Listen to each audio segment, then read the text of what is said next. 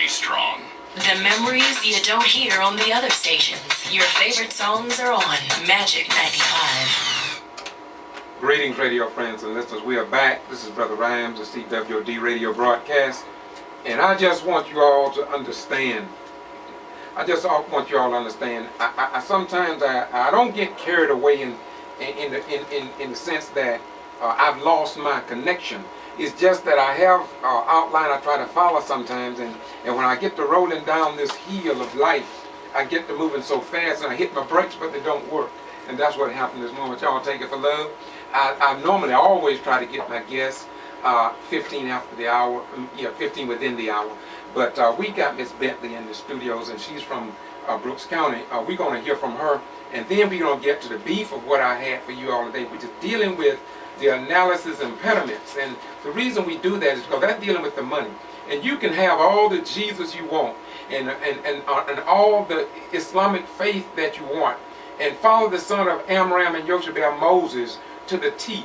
But it's going to take some money to operate. And this is why the Jews, most of them, are pretty successful, to tell you the truth, because they understand that just having Jesus and not having some businesses and being able to employ your people, you still going to catch hell, live in hell, and perhaps go to hell after you live in hell.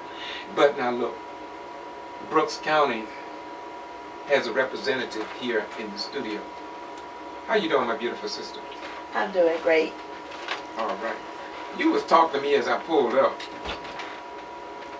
And what were you telling me about? You said that equipment is what? Brooks County is what now? I said equipment has gone to hell in a hat basket. Wow. Is it going fast or is it going real slow? It's going fast. Okay. Tell us a little bit. Tell us what's on your mind this morning. Okay, I looked in the Equipment Free Press yesterday, and I saw this article about where this young man was injured, and one of his friends were there to assist him. And he had, was injured by some type of machine, and he was bleeding real badly, profusely. Mm-hmm. And his friend continuously dialed 911. And in the paper it says that he was looking for the ambulance, but never showed up. He called again, and this operator stated to him that they were on the way, but this is a report he was still getting, but no ambulance showing up. When the ambulance showed up, it was by the time they got from the time this gentleman was injured until the time he got to the hospital for 1 hour. Now, I feel that this put this man's life in jeopardy, and that shouldn't have happened to anyone. And I really feel for this gentleman. I don't know him, but if you got love in your heart, agape love for all your brothers and sisters, it doesn't matter who they are. Because the same thing could have happened to you, Brother Ryan, it could have happened to me. And then the next thing is what really got me, and I have experienced this myself.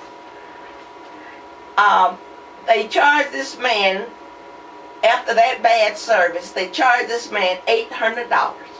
Yes. Now, you know where I live, from Brooks County Hospital. It's just really a few blocks. Mm-hmm. Last year, there was a problem with me with my blood sugar falling. I dialed 911. The ambulance came. They insisted to take me to Brooks County Hospital emergency room. Okay, I went there. Now, I think this was on Saturday. Tuesday, I received a bill from the ambulance service for $700. And while you're in the emergency room, the ambulance service are there making up the bill. They don't wait to, for your insurance to pay or whatever. And I think this is really not right. It's something should be done about this situation. And here's another problem with equipment. There are so many issues in things are going on in equipment that people just don't know, and the ones that know it is not doing anything about it. Now, they all people come to me, brothers and sisters, and I feel their hurt, I feel their care. They have different issues, and different, whatever, different areas, and they want me to go and solve these problems for them. I explained to the brothers and sisters, okay, you come go with me. We go together. And then, they'll maybe hear what somebody is saying.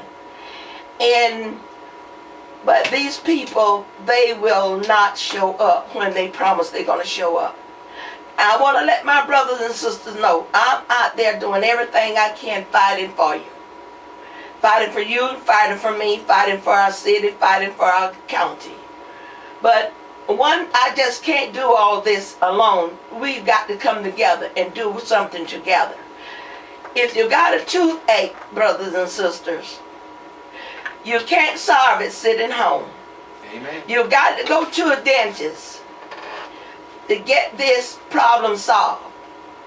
If you need a tooth pulled, you cannot get that tooth pulled unless you open your mouth. Amen. And that's what the problem is right now. You are afraid to go and open your mouth about what's going on. But your constitutions cover you as much as anyone else, wherever they are. Blow ye the trumpet in Zion, Joel said. This is what she's saying. Blow ye the trumpet in Zion. In other words, speak up. Go ahead. I'm sorry, sister. That's okay. But I just want to let them know. Don't be afraid of speaking up for your constitutional right. Amen. Because your constitution gives you the right and your freedom to speak up anytime you feel like something is not right with you, or in your area, or in your country, or in your city, or in your county. And you got to stop sitting down, sitting on the couch, watching TV, turn that TV off and get out there in those streets and fight the cause. And get off the internet. That's right. Get off the porno. That's right. Yeah. That is so true. Y'all excuse us this morning. Just throw that in. Go ahead. But like I said, Brother Ryan, I thank you. I thank God for you. Yes. You are such an inspiration to me, to every man, every woman across this United States. Those can hear you and those cannot hear you. No matter where they are, you're still fighting across the cause across the United States, because you're on YouTube, you're on the internet, and then if they can't, see what you're doing there, then I guess they better go and get their eyes tested because something is going wrong. But I just want to put that in.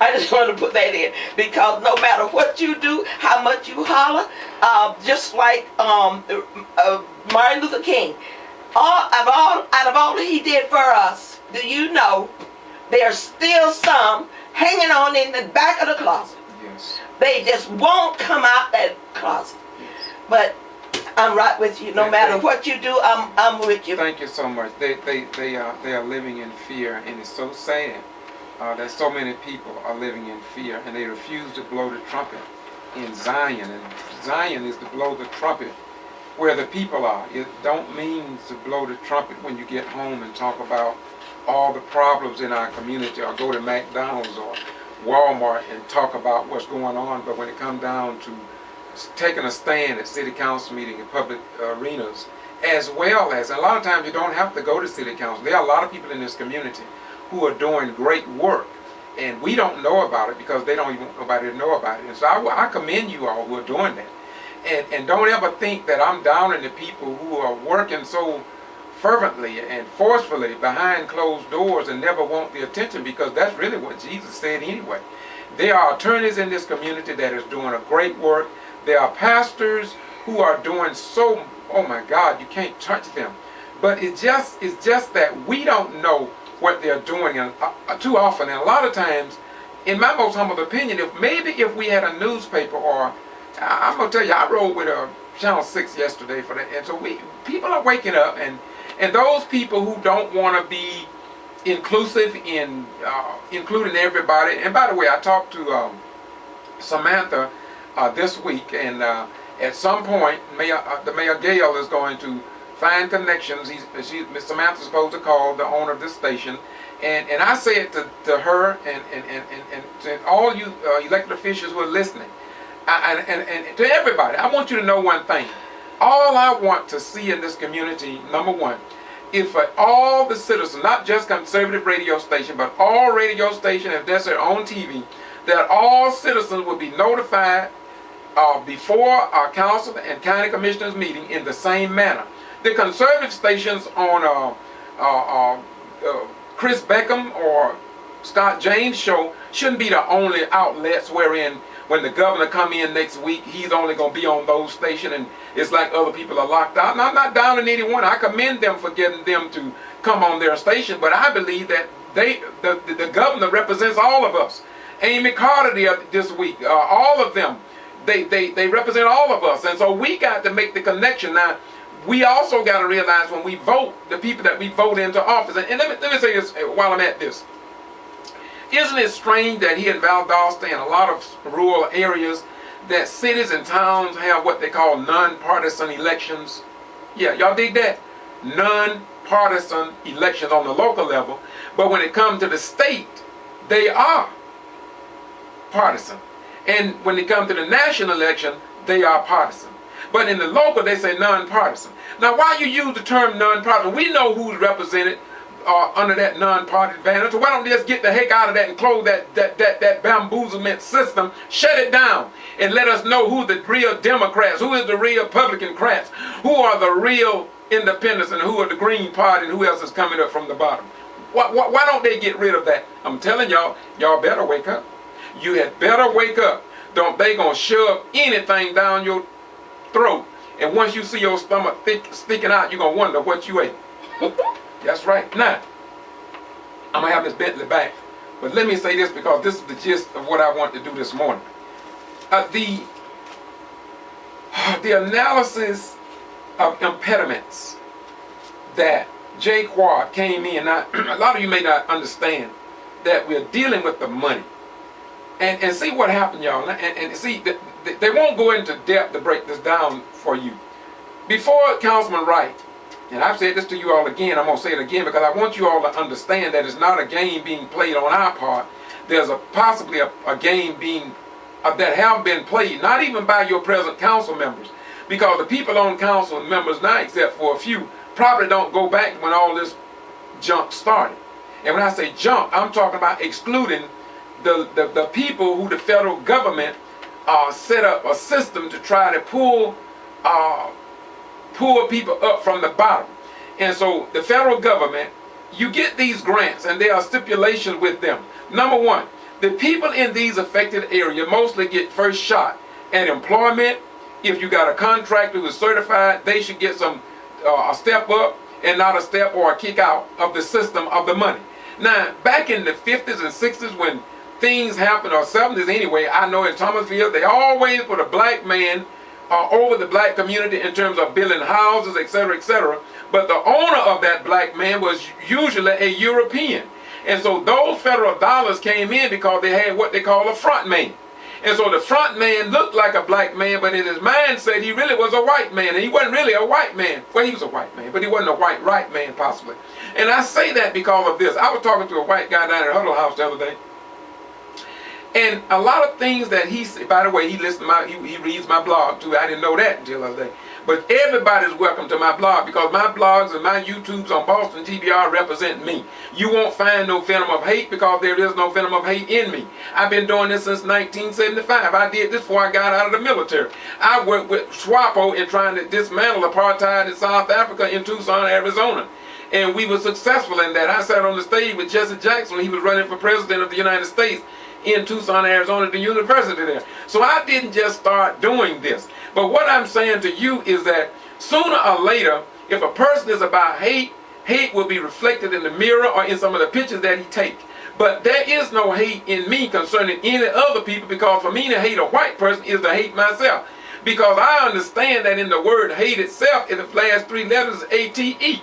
And in hate is 8. and that hate will eat you up in the process of you hating others. And so I refuse to allow you to destroy me because you hate me, and in return I hate you and I destroy myself. And if it grow in me big enough, I can destroy you. But if I destroy you, I also destroy myself. I'm not a smart man, but I got enough sense to understand that. Now, analysis of impediments. What James Wright, I believe, Councilman Wright, I'm going to get him out here pretty soon, y'all. But the time it may not be right now, but eventually he's going to come. He can break this down for you all much better than I can. And but impediments mean, it's just like, I want to go back to Valdosta. Impediments, they'll put a hole in the road, or they'll put a 18-wheeler across the road. That will delay me. But what that could be is another route under the road where others go under and go on to the pie and get the billions of dollars or hundreds of dollars that the government set aside. So here I am there shouting and complaining about an impediment that's been set up, not necessarily deliberately, but in some cases we know they're set up deliberately. And so what this study came out to say to do was to highlight what the city over all these years, and let me tell y'all, I told y'all I try to deal in facts. I don't play games with people. I got before me CAPER 1, CAPER 3, let me put it like this, for the year 2006, 2007, 2008, 2009, and 2010. That's what I have before me now. You all saw me and myself and Mr. Robinson on television the other night on Channel 6. And we were under the overpass talking about these impediments and talking about the south side of the railroad tracks of Social Divide. Now, I was showing the news individual a copy of the response. Here's what it says, by the way, under the impediments, under general questions.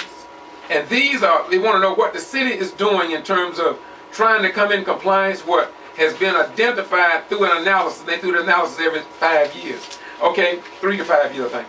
Okay, so, and I was showing the news person the other day that, number one, the city will say staff continues to be extremely diligent and careful to establish and implement initial program policies and procedures.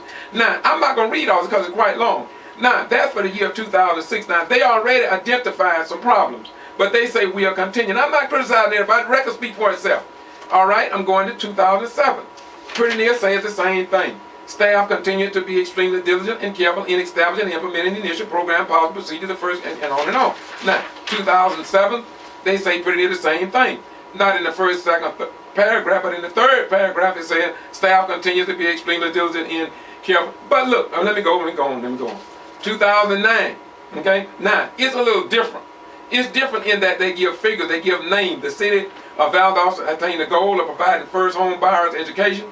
In fiscal year 2009, 107 citizens received first-time home owners education. 76 homes were repaired and brought up to code. And the housing rehabilitation program, 18 group work camp homes, 51 community development department codes violations homes brought up to code, and 7 single-family rehabilitation and reconstruction homes. Now, that's good. And second paragraph is good. Tell you about the money that was spent. I'm talking like number like $359,999.73. So we're talking about big money here. But look, the third paragraph says staff continues to be extremely diligent and careful to implement the program. Now, that's the same thing, 2009. 2010 is a little different. They got more answers, but James Wright questioned them on, we are tired of a continuation. We want to see an end. We want to see it when you actually can say that we have actually notified the people in these districts, in these low-income areas. We are keeping them informed. Look, the first meeting that they had the other week, they said they called in the Chamber of Commerce. So they went and talked to the Chamber of Commerce about this analysis impediment study, but by CWOD. But when did they call a meeting to talk to the people in the community? Which one was the complaints that was identified in the impediment study? That they were not notifying the general public, and they went into depth what it deal with. When you fail to do this, use the system that has been set up by the federal government, then you got an increase in crime, you got an increase in poverty rate, You got people scared to make complaints when they are discriminated against, or when they have a problem with the housing. And so all of that is a part of the problem. So why is it that you will go to the Chamber of Commerce when we know that the Chamber, and I ain't got nothing against the Chamber of Commerce, but truth. It was the Chamber of Commerce that was working with QE, that was working against the citizens of Valdosta, and Valdosta shut it down. So why would you want to go to the Chamber of Commerce instead of going to the mass of the people, which they require you to do? Now, nobody want to talk about this. But look, we cannot, this is what I said on TV the other day, we cannot continue to sit back, placate, and duplicate those people of yesteryear, and somebody keeps pouring water on your head and tell you it's raining, and ain't nobody getting wet but you. Hello, somebody. It's time for us to wake up, y'all. And you cannot get the information just going to church. I see people reading their Bibles all the time. I see it every day. Ain't nothing wrong. I read the Bible too. But when I throw that Bible down, I pick up and get involved in something. Like yesterday when I rode with Channel 6 all around this community, from Valdosta to Brooks County, to Marvin, to Bonnie, and Berlin, Georgia, where they licked the man in Berlin. So we went through all of that. Yeah. Brother Robinson and myself, we own the issues. Go and talk to, why do we do that? That's not in church. Jesus didn't confine himself to the synagogue. Jesus was all out in the streets working. People knew about Jesus. They look at when Peter, James, and John going, they looked at him and said, y'all look like y'all been with Jesus. Yes, first they said it was ignorant men, but then they took note of them by the way they talk. Like, it looked like y'all done been with Jesus. Well, when somebody see you as being with Jesus, that means when somebody call you and tell you that there was a leg taser death in Boston, or so, and if you can help that individual, you can feel the pain of a mother or a father or a child who is suffering, then you go down to the pool of Siloam and you pick that, like Jesus picked the man who'd been laying there 38 long years. You go down there and you lift that man up. That ain't about going to church. Me, I would go leave the church to go pick a man up out the water. That's what I would do. I went to church all my life, every Sunday, all through the week, and 3 times on Sunday. But I didn't do what I'm doing today, because all I wanted to do was get to heaven. Heaven was my only focus. I said, Lord, I want to get to heaven so I can see angels flying around heaven and weigh all the lights and all this kind of stuff. And I didn't know that them people going to be working in heaven. And y'all think you're going to get to heaven and sit down, you better think again. Them people in heaven is working, y'all.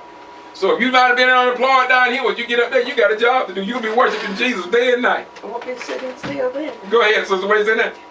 They won't be sitting still then. That's what I'm talking about. Y'all know what? Let me get ready to close this out. The good Dr. Dennis doesn't come in. When Dennis come in, I know what that means. But let me read this to you all, so y'all can help me if you like. I was talking to the anchor man from a certain television station yesterday, and he asked me why. And if you're listening, Mr. Television Man, I told you I didn't have no secrets. Watch this. It's not that Brother Rhymes criticized the news media, but if the news media is guilty, guess what? Brother Ryan still got to do what Joel says, blow the trumpet in Zion. When have you saw this on TV, Mr. Newsman, that Willie Lee Gay died in the Lowndes County Jail in 95. Sterling died in the jail in 96. Willie James Williams, 98. Mr. Graham, 2000. Mary King died 2001. Oakley died in 2002. Sarah Wallace, a black female, died 2002. Lisa Sanders died in 2003. DeJohn, the Hispanic, died 2004. Quinez died 2005. Xavier's Wright died in the jail 2006. And there are people still coming telling me about that individual, and it grieves my heart. Stanford died in the jail 2006. Fender died, this is a white brother, 2006. George Hill, 2006. I went to this individual funeral, went and talked to the family up in Tifton, Georgia. Another, well, CJ, I just mentioned, the family don't want his name mentioned, and I didn't do it. Another individual, family, black male, I withheld their name. Joe, well, I ain't supposed to mention his name either. He died in the jail. The NAACP came down. Another individual died in the jail 2008. I'm withholding his name. Joel Smith died 2008. Michael Dixon died in the jail in, what year is that? 2008. Another individual, name withheld, GJ, his initials, black male, 2009. and we say we're waiting for the TV station news. Undoubtedly, they never published that guy's name, but I got the name because they called me and told me about it. And so we have approximately 30 jail deaths here. 1, 2, 3, 4, 5 more that you need to check with the sheriff department, because what I was told is that what they do now, and I'm not criticizing anybody, y'all. Sometimes they'll release them to go home, or they'll release them to the medical center, and there they die, so they don't have to be there won't be an increase in the number of jail deaths. And lastly, 2009, Mr. Sloan, age 42, died September 2009. And of course, you know, the individual the other day committed suicide. And so this is the record. So Mr. News Media Television Station, I don't just talk. My question is, you don't have to research this. I already got it. All you got to do is report it. That's all you got to do, report it. I'll give it to you. Valdosta Daily Times. It's time for you to step up to the plate as well. I love you, Sister K. Harris. I ain't got nothing against you. I got everything for truth, though, because I want the people free. What about you? Until next time, this is your little brother, Brother Ryan with Miss Bentley, saying, say something. Close us out, my sister. Peace to everyone, brothers and sisters in Radio Land. Radio friends and listeners, this has been George Boston Rhymes at Magic 95, and all the views expressed on this program is not those of the radio station, but strictly our own. Until next time, bye-bye, we're gone. Power to the people. Freddie and Doc Robinson, we say to you, bye-bye, we're gone. WGOV-AM, Valdosta, North Florida, and South Georgia. Your #1 adult music station is Magic 95. All right, brother. Again. And then as I did